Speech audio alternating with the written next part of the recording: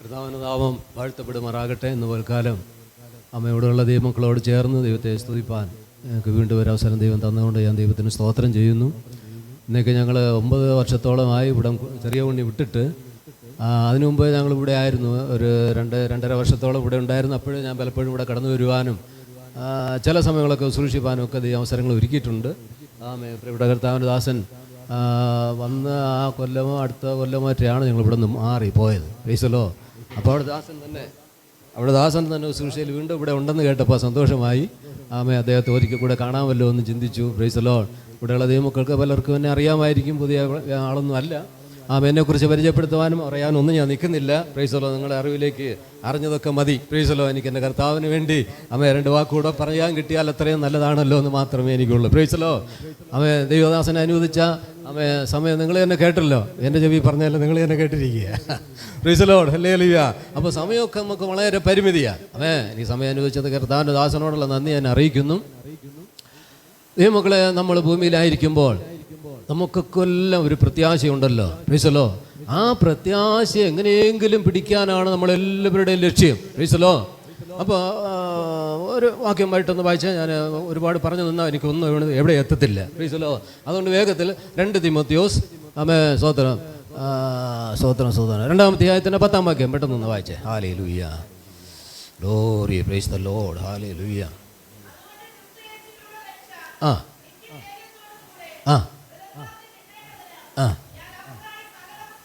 അവർക്കായി പലതും സഹിക്കുന്നു. ആർക്കായി? വചനം ചെറിയൊരു വചനമാണ്, വളരെ വിലപ്പെട്ടൊരു വചനമാണ്. പ്രൈസലോ. അതുകൊണ്ട് ക്രിസ്തുവേശുവിലുള്ള രക്ഷ ആർക്ക് കിട്ടണമെന്ന് എഴുതിയിരിക്കുന്നത്?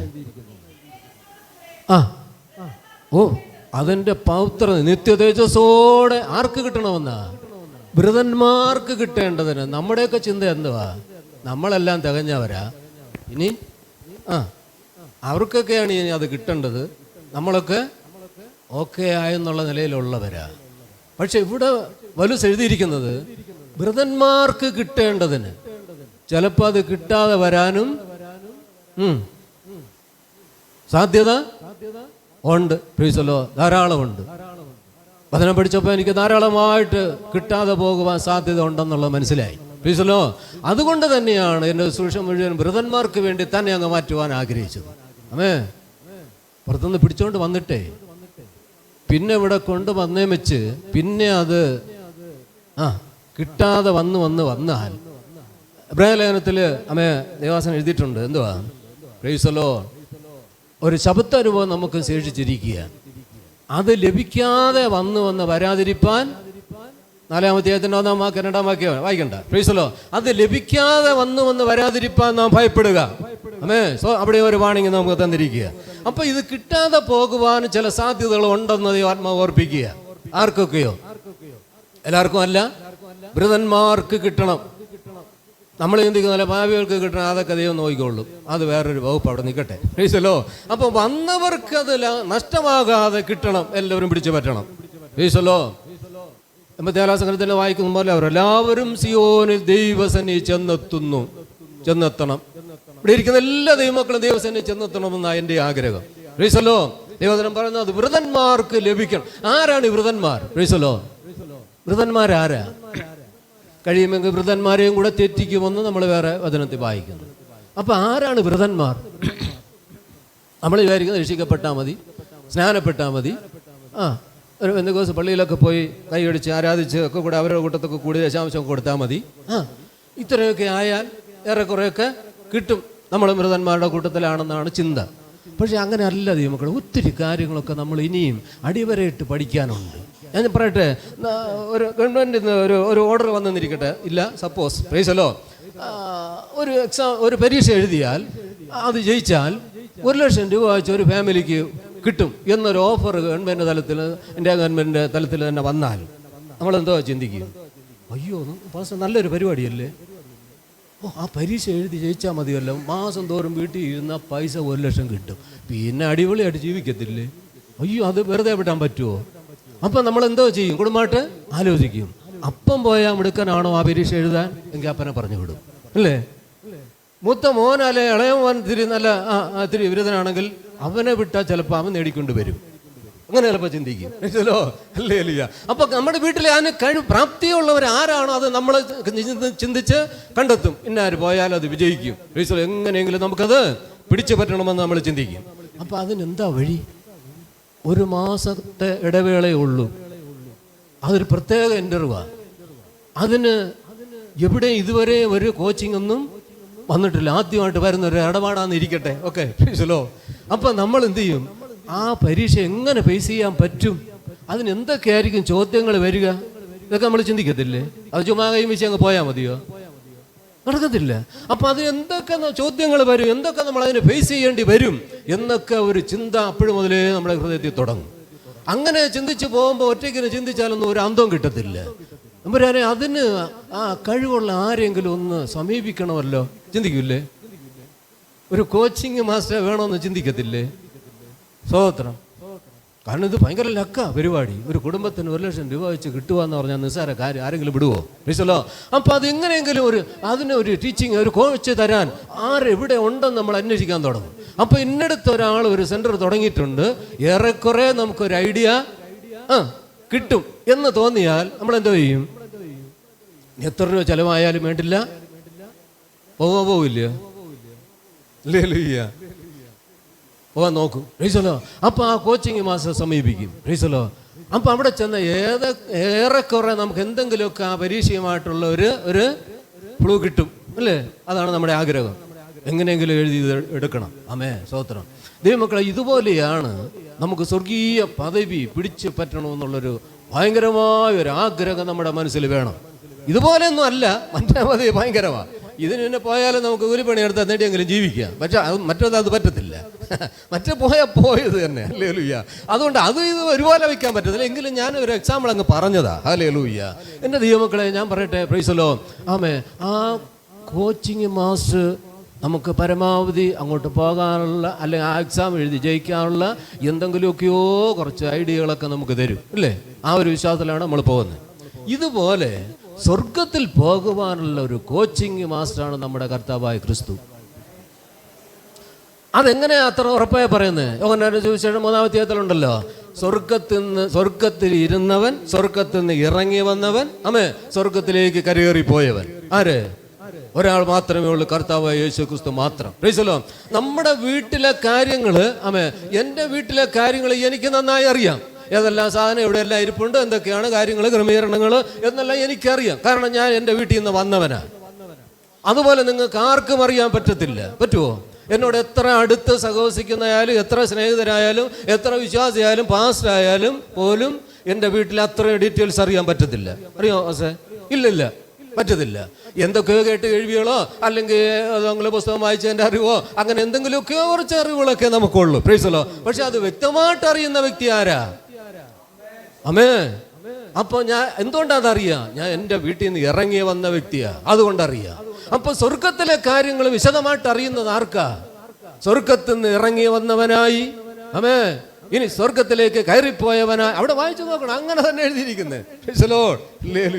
അപ്പൊ അത് കർത്താവായ ക്രിസ്തുവാ. അപ്പൊ ക്രിസ്തു സ്വർഗത്തിലുള്ള കാര്യങ്ങളെല്ലാം നല്ലോണം അറിയുന്ന വ്യക്തിയാ. അപ്പൊ നമ്മൾ സ്വർഗത്തിലേക്ക് പോകുവാൻ അവിടെ ചെല്ലുമ്പോൾ മുട്ടാടാതെ നിൽക്കുവാൻ, ധൈര്യത്തോടെ നിൽക്കുവാൻ, നിങ്ങൾ ഇന്നതെല്ലാം പ്രമാണിക്കണമെന്ന് ഒരു കോച്ചിങ് തരുവാൻ ഇറങ്ങി വന്നതാ. ഓ, പ്രൈസ് ദി ലോർഡ്. മനസ്സിലായൊരു സ്വോത്രം പറ. ഹല്ലേലൂയ. അപ്പൊ ക്രിസ്തു തന്ന കോച്ചിങ് എല്ലാം ഒന്ന് ചെക്ക് ചെയ്യണം. എവിടെ ചെക്ക് ചെയ്യാൻ പറ്റും? അത് എവിടെയാ ബൈബിളിലുള്ളേ? കാര്യം മനസ്സിലായവരെന്ന് പറഞ്ഞു. അത് ബൈബിളിൽ ഏത് ഭാഗത്ത് തപ്പിയ ക്രിസ്തു നമുക്ക് തന്ന കോച്ചിങ് എല്ലാം കിട്ടാൻ പറ്റും? ഉൽപ്പത്തി മുതൽ പഠിക്കണോ? മനസ്സിലായെങ്കിൽ പറ. സിമ്പിളാ കാര്യങ്ങളൊക്കെ. സുവിശേഷം 4 വായിച്ചാൽ മതി.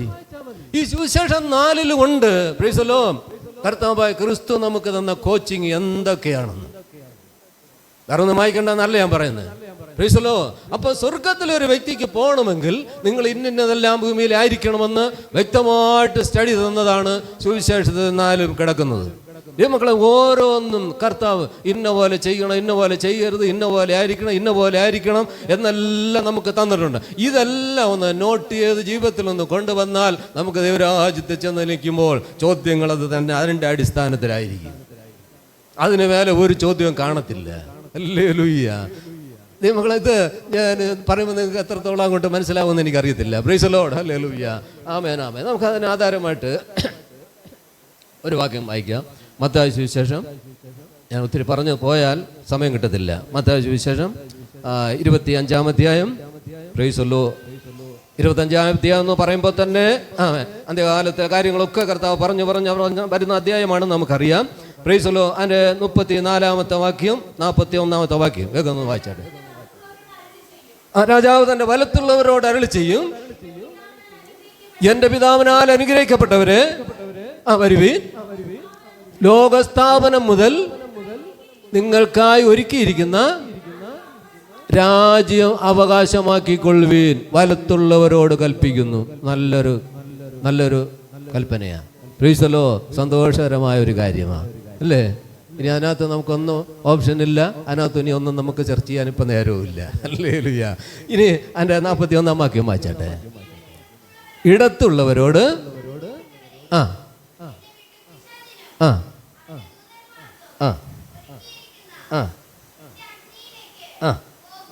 നിത്യാഗ്നിയിലേക്ക് പോകുവീൻ. 2 സ്ഥലത്തേക്ക് വേർതിരിച്ച് തള്ളുന്ന ഒരവസ്ഥ. ഇതെപ്പോഴാണ് സംഭവിക്കുന്നത്? അതിൻ്റെ 31-ാം വാക്യം ഒന്ന് വായിച്ചേ. മനുഷ്യപുത്രൻ തന്റെ തേജസ്സോടെ സകല വിശുദ്ധ ദൂതന്മാരുമായി വരുമ്പോൾ അവൻ തന്റെ തേജസ്സിന്റെ സിംഹാസനത്തിൽ ഇരിക്കും. സകല ജാതികളെയും അവന്റെ മുമ്പിൽ കൂട്ടും. Price the Lord. ഹല്ലേലൂയ. ന്യായവിധിക്ക് വേണ്ടി സിംഹാസനത്തിൽ ഇരിക്കുന്ന ഒരു ക്രിസ്തുവിനെയാണ് അവിടെ കാണുന്നത്. അതാണ് രംഗം. ഏതാണ് രംഗം? Price the Lord. എല്ലാവരും ഇവിടെ കൂടേണ്ടി വരും. Price the Lord. എല്ലാ നിസാര വാക്കിനും കണക്ക് പറയേണ്ടി വരും. Price the Lord. അപ്പൊ ന്യായവിധി ദിവസത്തിലുള്ള കാര്യമാണ് കർത്താവ് നമ്മളിവിടെ ഓർപ്പിക്കുന്നത്. കോച്ചിങ് മാസ്റ്റർ തരക്കേടില്ലല്ലോ, അല്ലേ? ഇതുപോലെ എല്ലാം നിങ്ങളൊന്ന് കണ്ടെത്തി വായിച്ച് നോക്കി പഠിക്കണം. Price the Lord. അപ്പൊ ക്രിസ്തു തന്റെ സകല ദൂതന്മാരുമായി തേജസ്സോടെ വരുന്നൊരു നാളുണ്ട്. Price the Lord. ആ നാളിനെ കുറിച്ച് പാട്ടുകാരൻ പാടുന്നത് എന്താണെന്നറിയാവോ? അത് ദൈവമക്കൾക്ക് ആനന്ദമാണെങ്കിലും മറ്റുള്ളവർക്ക് ഒരു ഘോരമായ നാളാണ്. Price the Lord. അറിയാവോ? ദൈവമക്കൾ അവിടെ പറഞ്ഞു 34-ാം വാക്യം പറയുന്നു, എന്റെ പിതാവിനാൽ അനുഗ്രഹിക്കപ്പെട്ടവര്, ലോകസ്ഥാപനത്തിന് മുമ്പ് നിങ്ങൾക്ക് വേണ്ടി ഒരുക്കിയിരിക്കുന്ന സന്തോഷത്തിലേക്ക് പ്രവേശിച്ചു കൊള്ളുവീൻ, രാജ്യാവകാശമാക്കിക്കൊള്ളുവീൻ. ഓക്കെ, അവരുടെ കാര്യം രക്ഷപ്പെട്ടു. അവരുടെ കാര്യം ഇനി നമ്മൾ ചിന്തിച്ച് വിഷമിക്കേണ്ട സമയമില്ലല്ലോ. Price the Lord. അപ്പോൾ മറ്റവരിടത്തുള്ളവരോട് കൽപ്പിക്കുന്ന കൽപ്പനയാണ് ഘോരമായ കൽപ്പന. Price the Lord. അപ്പോൾ ഒരു പാട്ടുകാരിങ്ങനെ പാടുന്നു, ഘോരമായ ഒരു നാളുണ്ട്, ഭീകരം അത് വന്നിടും, ആരവിടെ നിൽക്കും ദുഷ്ടൻ വേരുകൊമ്പോടെരിയുമ്പോൾ, ആരവിടെ നിൽക്കും ദുഷ്ടൻ വേരുകൊമ്പോടെരിയുമ്പോൾ.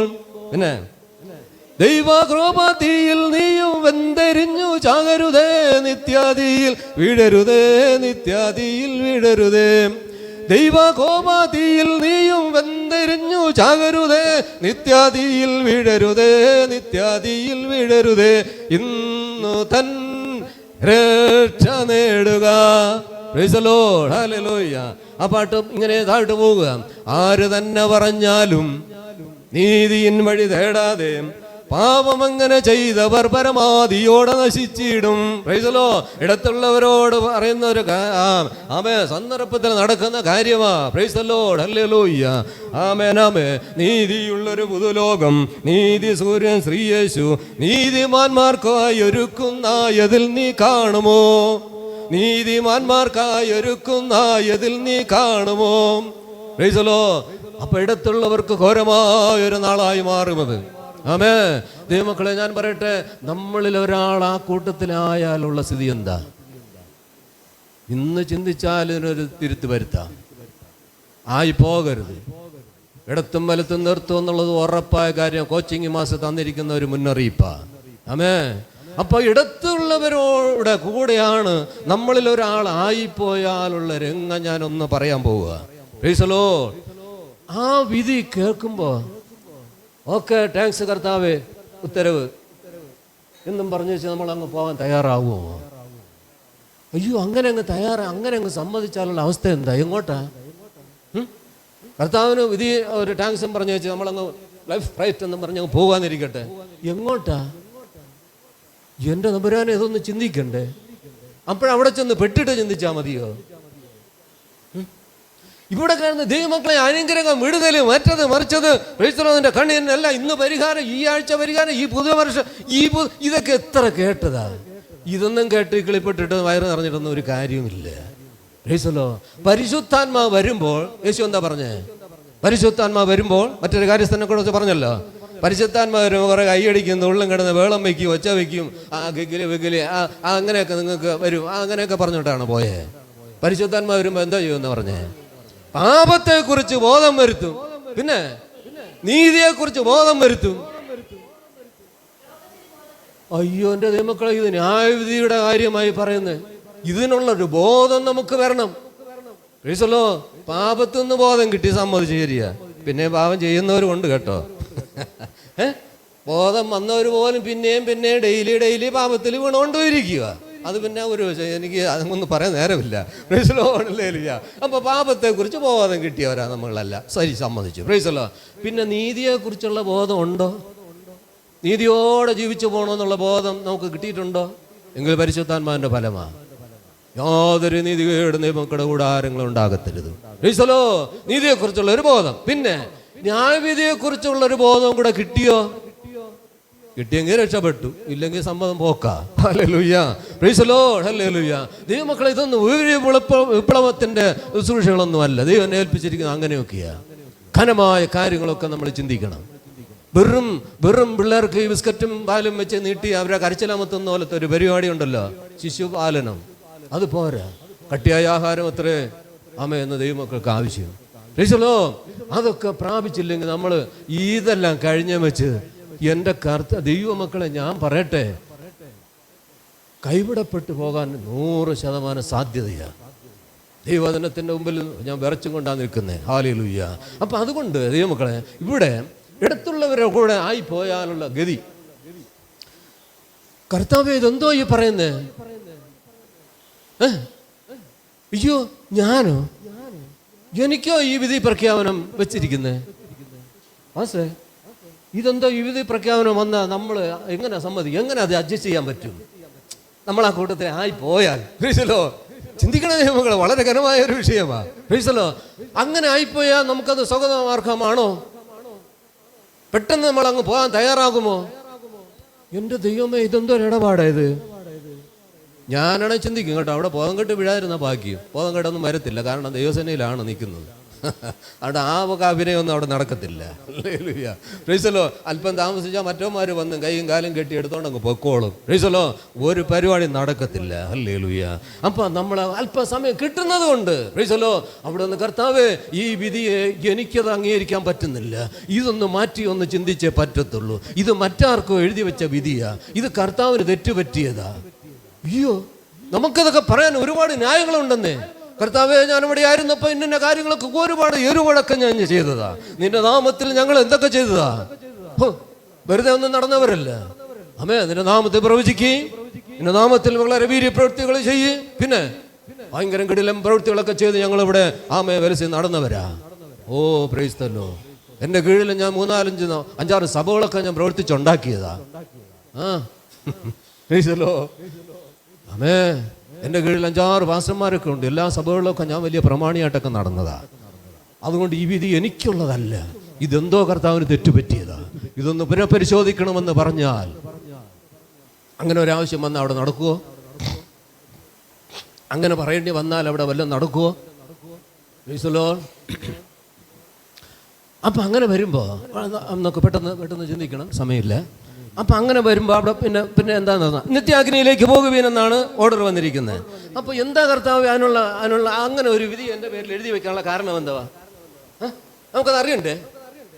അല്ലെങ്കിൽ പിന്നെ ഈ 10, 60, 70 കൊല്ലം ഇവിടെ ജീവിച്ചിട്ട് പിന്നെ ഇങ്ങനെ ഒരു വിധിയാണ് എൻ്റെ പേരിൽ എഴുതി വെച്ചെങ്കിൽ അത് ഒരിക്കലും ഞാൻ സമ്മതിക്കത്തില്ല. പിന്നെ അതെന്താണെന്ന് എനിക്കൊന്ന് അറിയണം. പ്ലീസല്ലോ. അപ്പോൾ കർത്താവേ, ഞാൻ അറിയ ഒരു പാവവും ഇവിടെയും പറഞ്ഞുകൊണ്ടിരിക്കുക ഇപ്പോഴും. എനിക്ക് കഷ്ടങ്ങളൊക്കെ എന്താണെന്ന് എനിക്കറിയത്തില്ല. ഞാനറിയോ അങ്ങനെ ഒരു പാപവും ചെയ്തിട്ടില്ല. ഇനി വല്ല പാപവും ക്ഷമിക്കാതെ കിടപ്പുണ്ടോ എന്ന് എനിക്കറിയത്തില്ല. പിന്നെ എന്താണ് ഞാനിങ്ങനെ കഷ്ടത അനുഭവിക്കുന്നതെന്ന് എനിക്ക് ഒരു പിടിയും കിട്ടണില്ല. പ്രൈസല്ലോ. പിന്നെ ചിലർ പറയുന്നതാ, ഞാനിവിടെ പ്രസംഗിച്ചിട്ടുള്ള കാര്യമാണ്, നിങ്ങൾക്ക് ഓർമ്മ കാണത്തില്ല, 10 കൊല്ലത്തിനൊക്കെ മുമ്പാ. പ്രൈസലോ അല്ലേ അലിയ. അപ്പൊ ഇങ്ങനെയൊക്കെ ചിന്തിച്ചേ വെച്ച് ചിലർ പറയും ഇതെന്റെ വിധിയാ. ഒരു ഉത്തരം. പിന്നെ അടുത്ത ഉത്തരം, ഇതെന്റെ തലയിലെഴുത്താ. ഹല്ലേലൂയ. പിന്നെ അടുത്ത ഉത്തരം, എന്റെ പിതാക്കന്മാർ ചെയ്തു വെച്ചു പോയത് ഇപ്പം ഞാൻ അനുഭവിച്ച് തീർക്കുക. ഇങ്ങനെയൊക്കെ പല ഉത്തരങ്ങളും കണ്ടെത്തി ഇവിടെ അങ്ങനെ അങ്ങ് കഴിഞ്ഞു പോവുക. പ്രൈസല്ലോ. എൻ്റെ ദൈവമക്കളെ, ഇത് കൊച്ചാഴ്ചയേ ഉള്ളൂ, ഇത് വേഗം തീരും, ഇത് വേഗം തീരും. പ്രൈസല്ലോ. ഇവിടെ ഒരു 100, 150, 200 ഇങ്ങനെ വല്ല സംഖ്യയൊന്നുമില്ല. 100 താഴെയൊക്കെ വരുത്തുള്ളൂ. അതിന് മുമ്പൊക്കെ നല്ല സൈഡാവും. എനിക്കും ഇനിയിപ്പോൾ അധികമൊന്നുമില്ല. അമ്മേ തീരാറായിക്കൊണ്ടിരിക്കുക. ഹല്ലേലൂയ. അതിനു മുമ്പേ കർത്താവ് തന്ന വിലപ്പെട്ട സത്യങ്ങളൊക്കെ ആരുടെയൊക്കെ ഉള്ളിൽ ഒന്ന് ഓർമ്മപ്പെടുത്തി കൊടുക്കണമെന്നുള്ള ധൃതിയാ. ഹല്ലേലൂയ. അതുകൊണ്ടാണ് വിളിച്ചില്ലെങ്കിൽ ഞാനിവിടെ വന്നത്. യേശുവിനെ എന്നെ അറിയാം, ഇവിടെയുള്ള സഭയ്ക്കും എന്നെ അറിയാമെന്നുള്ളതുകൊണ്ട് ആ ഒരു ധൈര്യത്തില്ല. ഇനിയിപ്പോൾ അല്ലെങ്കിലും ഞാൻ കയറി ചെല്ലും. കാരണം എനിക്ക് അങ്ങനത്തെ പേടിയും ഭയമൊന്നുമില്ല. കിട്ടുന്ന അവസരം കർത്താവിൻ രാജ്യത്തിന് വേണ്ടി ഒന്ന് ക്ലിയറാക്കി കൊടുക്കണം. പ്രൈസല്ലോ. ആ വഴി അടച്ചും വെച്ച് ഇവിടെ കിടന്ന് എന്തോ അനുഗ്രഹത്തിന്റെ പ്രവചനം കേട്ടിട്ടുണ്ട് ആ കാര്യം. പ്രൈസല്ലോ. ഞാനൊരു സഭയെ പ്രസംഗിച്ചപ്പോൾ ചിലരുടെ കമന്റ് അവിടെ ഒന്ന് ഞാൻ കേട്ടു. പ്രൈസല്ലോ. ദൂതൊന്നും ഇല്ലായിരുന്നല്ലോ. എന്തോ ദൂത, ഇതിലപ്പുറം പിന്നെ എന്തോ ദൂത വേണ്ടേ? പ്രൈസല്ലോ. ഇങ്ങനെയൊക്കെ ചിന്തിക്കുന്ന വിശ്വാസമാപ്പെട്ടവരുണ്ടെന്ന് ഞാൻ ചിന്തിച്ച് അതിശയം തോന്നിപ്പോയി. പ്രൈസല്ലോ. ഇതിലപ്പുറം വലിയ ദൂത് എന്താണെന്ന് എനിക്കറിയത്തില്ല. ഹല്ലേലൂയ. ദൂതൊന്നും ഇല്ലായിരുന്നെന്ന്. അമേ സ്വതന്ത്രം. ഹല്ലേലൂയ. എൻ്റെ ദൈവമക്കളെ, ഇതിലും വലിയ ദൂതൊന്നും ഞാൻ കാണുന്നില്ല. നിത്യതയെ പോകാമെന്നുള്ള വഴി അടച്ചും വെച്ചേച്ച് ഇവിടെ നിന്നെ വാലല്ല തലയാക്കും, ഇവിടെ അതാ വരുന്നു അനുഗ്രഹം, ഇതാ വരുന്നു അനുഗ്രഹം, അതാ പിടിച്ചോ പ്രൈസല്ലോ എന്നൊക്കെ പറഞ്ഞ് തലവഴി ഒന്ന് വിളിക്ക് കുലിച്ച് ഇതൊക്കെ വന്നാൽ ദൈവദാസന് എനിക്ക് ഒരുപാട് ദൂത് വന്നു. ഇതൊക്കെ എത്ര കേട്ടതാ. ഇത് കേട്ട് നമ്മളെല്ലാം എന്താ പറയുക, ഞാൻ പിന്നെ പറയുന്നില്ല. പ്രൈസല്ലോ. അതുകൊണ്ട് ദൈവമക്കളെ, ഇവിടുത്തെ അനുഗ്രഹമല്ല നമ്മുടെ ലക്ഷ്യം. അത് കിട്ടിയാലും കിട്ടിയില്ലെങ്കിലും, എന്താ പറയണേ, അവൻ വിടുവിച്ചാലും ഇല്ലെങ്കിലും ആ ഒരു തീരുമാനം ദൈവമക്കളുടെ ഉള്ളത്തിൽ വരട്ടെ. മുമ്പേ അവൻ്റെ രാജ്യവും നീതി അന്വേഷിക്കാൻ തയ്യാറാകണം. അതോടുകൂടെ സകലം തമ്പുരാൻ നമുക്ക് വേണ്ടതെല്ലാം നൽകും. പ്രൈസല്ലോ. ഇതേക്കുറിച്ച് ദൈവമക്കളുടെ ഉള്ളത്തിൽ ഭയങ്കര ഒരു ചോദ്യങ്ങളുണ്ട്. ആ ചോദ്യത്തിന് എനിക്ക് 4 ഉത്തരം കൊടുത്താലേ അതിന് മറുപടി ആകത്തുള്ളൂ. അത് പിന്നെ ഏതെങ്കിലും സമയം ദൈവം അനുവദിക്കുമെങ്കിൽ ഞാൻ വരുമ്പം പറയാം. ഹല്ലേലൂയ. എല്ലാ ദൈവമക്കളും ചോദ്യങ്ങൾ ചോദിച്ചുകൊണ്ടിരിക്കുന്നവരാ. എനിക്കറിയാം, ദൈവാത്മാ എനിക്ക് ഓർമ്മപ്പെടുത്തി തന്നിട്ടുണ്ട്. ഹല്ലേലൂയ. ഇന്നിപ്പോൾ അത് കയറിയ സമയമില്ല. ഇത് തന്നെ തീർക്കാൻ സമയമില്ല. ഹല്ലേലൂയ. അപ്പം ഞാൻ ചെയ്ത കുറ്റമെന്ത്? വളരെ വിഷമിക്കുന്ന ഒരു സമയത്ത് നമ്മൾ നിൽക്കുക. ഞാൻ ചെയ്ത കുറ്റം എന്ത് കർത്താവേ? ഞാൻ അറിയ ഒരു പാപവും ചെയ്തിട്ടില്ല. ഞാൻ രക്ഷിക്കപ്പെട്ടതിന് ശേഷം ഞാൻ ഇന്ന പോലെയൊക്കെയാണ്. അതിന് മുമ്പേ ഞാൻ ഒരുപാടൊക്കെ ദാനം ചെയ്യാൻ കൊടുക്കുകയൊക്കെ ചെയ്തുകൊണ്ടിരിക്കുകയാണ്. പ്രൈസല്ലോ. അമ്മേ. അപ്പൊ കർത്താവ് പറയുന്നത് എന്തുവാ? നിങ്ങൾ കൊല ചെയ്തെന്നോ മോഷ്ടിച്ചെന്നോ വ്യഭിചാരം ചെയ്തെന്നോ ഒന്നും ഞാൻ പറഞ്ഞില്ല എന്നോ പറയുന്നത് കർത്താവ്. എനിക്ക് വിശന്നു, നിങ്ങൾ തന്നില്ല.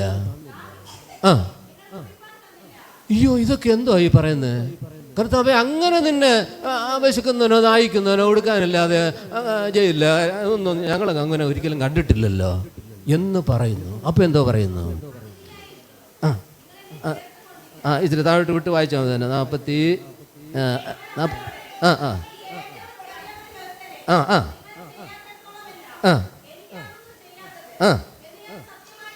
സത്യമായിട്ട് നിങ്ങളോട് പറയുന്നു, അന്ന് അവിടെ സംഭവിക്കാൻ പോകുന്ന കാര്യമാണ്. കോച്ചിങ് മാസ്റ്റർ തന്നതാണ്.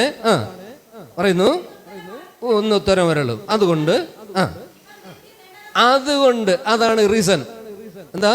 നരകത്തിലോട്ട് തള്ളിവിടാനുള്ള റീസൺ എന്തുവാ? കൊല ചെയ്തതല്ല, മോഷ്ടിച്ചതല്ല, വ്യഭിചാരം ചെയ്തതല്ല, പിന്നെ മാരകമായ ഒരു കുറ്റവും അവിടെ നിരത്തുന്നില്ല.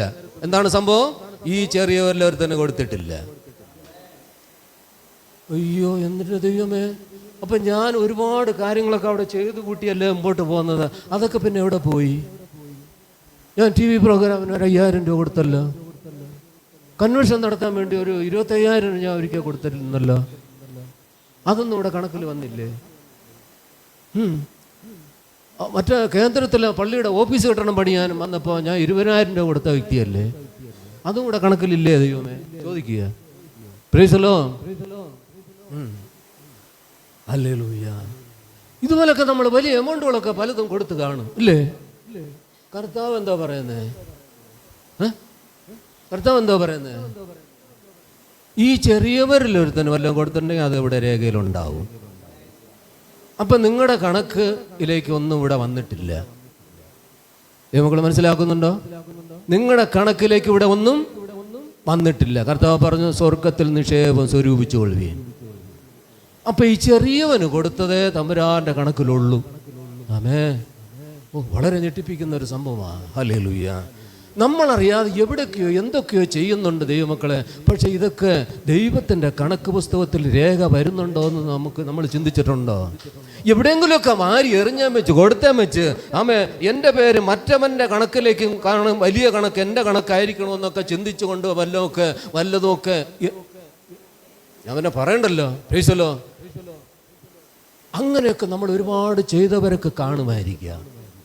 പക്ഷെ കർത്താവ് പറയുന്നു, ഈ ചെറിയവരിലൊരുത്തനെ ചെയ്തെടുത്തോളം എനിക്കാ, അല്ലാതെ നിങ്ങൾ എവിടെ കൊടുത്തൊന്നും ഇവിടെ കണക്കിലില്ല.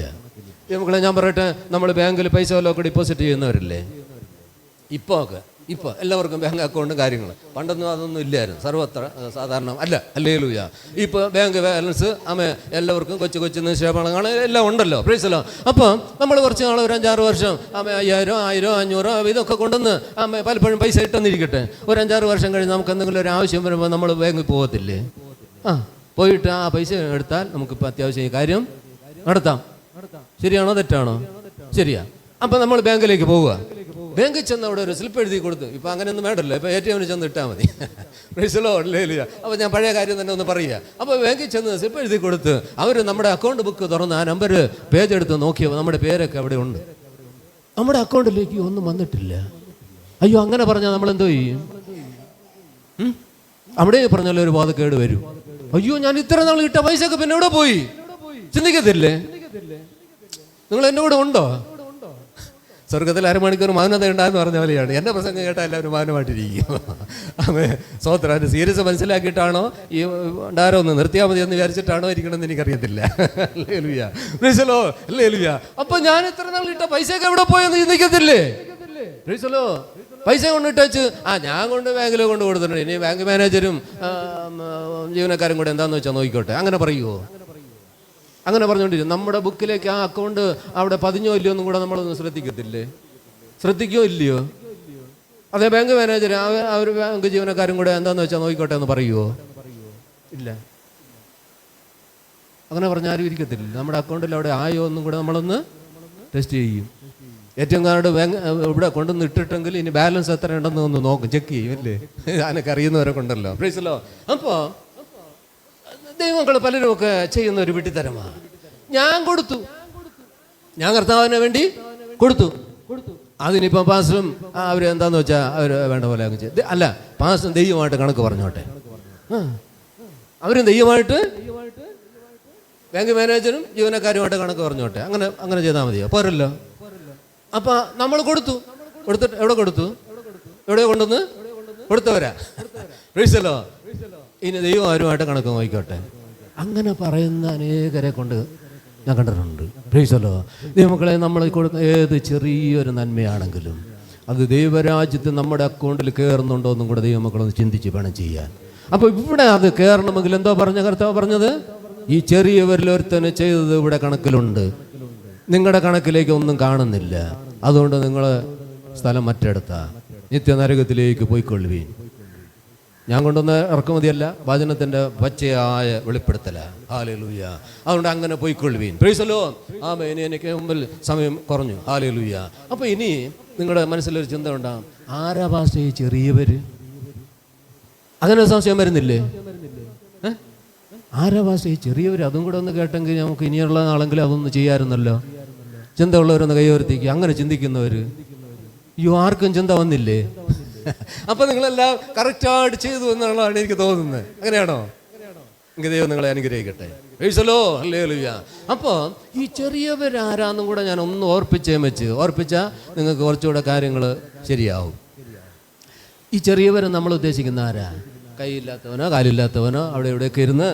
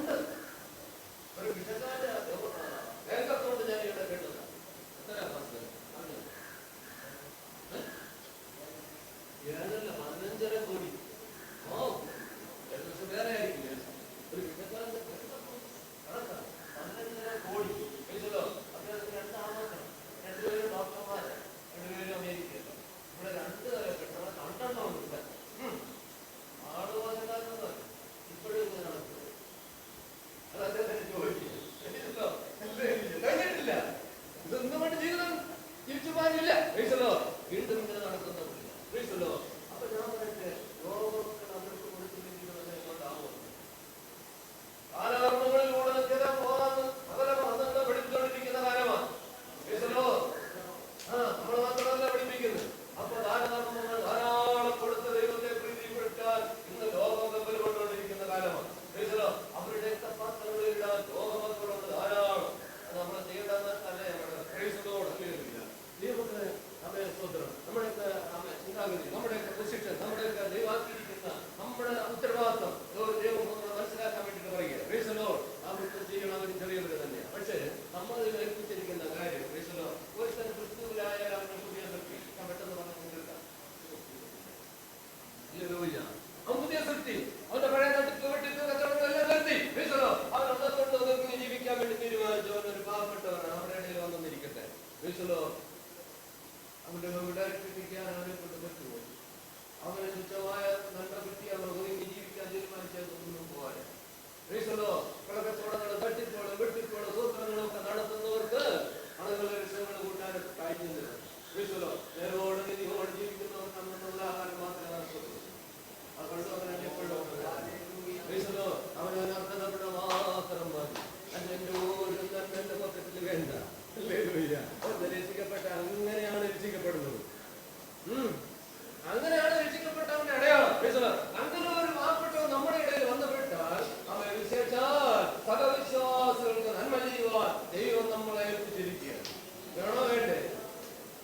ഇവൻ സകലവിശ്വാസിയ. അവന് നന്മ ചെയ്യുവാൻ നമ്മൾ കടപ്പെട്ടവരാണ്. അവന്റെ വീട്ടിൽ കഞ്ഞി വെച്ചോ, അവന്റെ മക്കളെ കെട്ടിക്കാൻ വല്ല നിർത്തിയുണ്ടോ, അവനൊരു നല്ല വീട് കിടക്കാനുണ്ടോ? ഇല്ലെങ്കിൽ നമ്മളെ ഏൽപ്പിച്ചിരിക്കുക. അവന്